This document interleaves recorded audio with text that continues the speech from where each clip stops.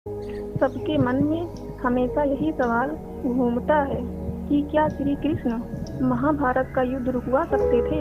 भाइयों के बीच हुए रक्तपात को उन्होंने क्यों नहीं रोका। इतिहास हमेशा वीरता, युद्ध, शहादत और खून खराबे को ही गौरवान्वित करता है, लेकिन हमें महाभारत के युद्ध के पीछे की सीख नहीं दे पा रहा है। क्योंकि अगर महाभारत का युद्ध ना हुआ होता तो आगे चलकर ये आर्यावर्त तबाह हो गया होता, और इस बात को कृष्ण बहुत अच्छी तरह जानते थे। आपको क्या लगता है, पांडवों द्वारा 5 गांवों की मांग का कौरवों द्वारा ठुकराया जाना और द्रौपदी का अपमान करना ही महाभारत युद्ध के कारण थे? जो कृष्ण खुद द्वारका और मथुरा के राजा थे, क्या वो पांडवों को अपने राज्य में 5 गांव देकर युद्ध न रोक लेते? पांडव इतने पराक्रमी थे कि पूरे विश्व में कहीं भी आक्रमण करके किसी भी देश को जीत सकते थे। फिर भी उन्होंने कौरवों से सिर्फ 5 गांव ही क्यों मांगे? जब कौरव द्रौपदी का भरी सभा में अपमान कर रहे थे तो कृष्ण जी सिर्फ द्रौपदी के साड़ी का कपड़ा ही क्यों बड़ा कर रहे थे? वो चाहते तो दुशासन का गला उसी वक्त अपने चक्र से काट देते, पर उन्होंने ऐसा नहीं किया। यह सब मुद्दा उन्होंने जानबूझकर बनाया ताकि विश्व को एक सीख मिल सके। आपको लग रहा होगा कि इतने लोगों की मृत्यु हुई, इसमें क्या भला? कृष्ण जी की लीला सिर्फ वही समझ सकते हैं। फिर भी मैं थोड़ा समझाने की कोशिश करती हूँ। ये सोचिए कि कौरव अगर द्रौपदी को अपमानित कर रहे थे तो इसमें वो गलत थे, लेकिन पांडवों ने अपनी पत्नी को किस मर्यादा के तहत जुए में दांव पर लगाया? श्री कृष्ण ने इन्हीं सब बातों का मुद्दा बनाया और युद्ध के लिए प्रेरित किया, क्योंकि धीरे धीरे ये कुरीतियां समाज में व्याप्त हो रही थी, जो कि उस वक्त के समाज और आने वाले भविष्य के लिए बहुत ही हानिकारक होती। अगर आप जुए को बुरा मानते हैं तो कौरव के साथ साथ पांडव भी गलत थे जो उन्होंने जुआ खेला। श्री कृष्ण के लिए ये कुरीतियां चिंता का विषय थी। मानो इन भौतिकवादी वस्तुओं में खोकर अपने धर्म, लक्ष्य और जिम्मेदारियों से भाग रहा था। अगर राजा ऐसे होंगे तो प्रजा भी ऐसी ही होगी और पथ भ्रष्ट हो जाएगी।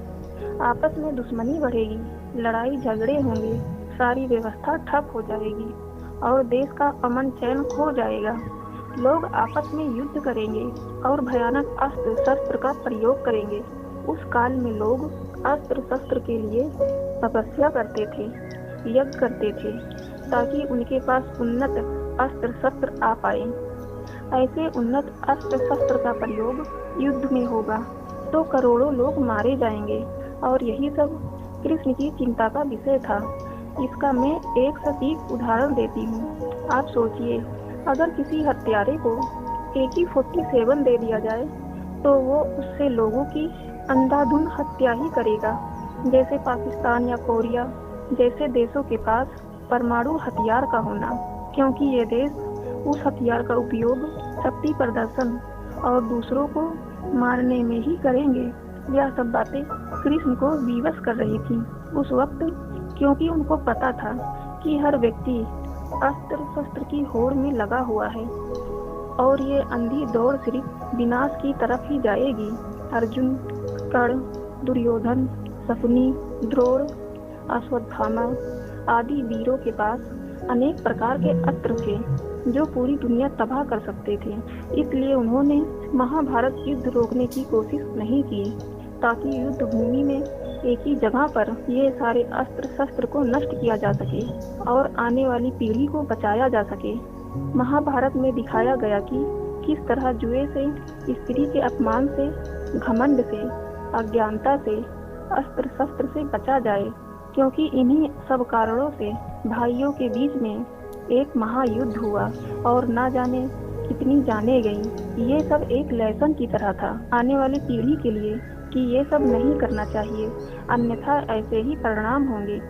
श्री कृष्ण ने खुद युद्ध नहीं लड़ा, जबकि पक्ष और विपक्ष में अति शूर वीर बैठे थे। पांडव और कौरव दोनों कृष्ण का साथ चाहते थे, क्योंकि दोनों को पता था कृष्ण के पास दोनों पक्षों से ज्यादा उन्नत अस्त्र शस्त्र हैं जो पल भर में सृष्टि का विनाश कर सकते हैं।